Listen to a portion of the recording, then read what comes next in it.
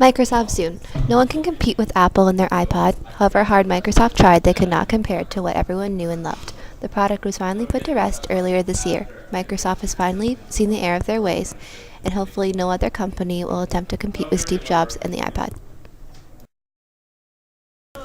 Mike Todd Jr. believed that everyone wanted to smell whatever they were watching on screen, and so he founded the Smell-O-Vision in 1960. It was a system that allowed the film reel to trigger the release of bottled scents and was then piped into the audience in sync with the moment in the movie. This is only done for one movie called The Scent of Mystery, which was specially made for the system. Audience hated the idea, and Smell-O-Vision was never used again. USB pregnancy test. P-Tech's new invention claims to be more accurate than the standard pregnancy test kit. For only $17.99, you pee on the specified strip, not to be confused with the USB connector, and plug it into your computer. The power from the USB starts to analyze your sample and creates a graph that will show your results. The system is said to be 99% accurate, but who really wants to pee on a stick, then stick it into your computer? Sounds really gross to me. Most people agreed, and it soon became extinct.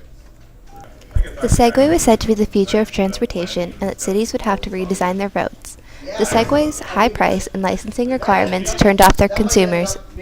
5 years after its release in 2002, only 30,000 had been purchased.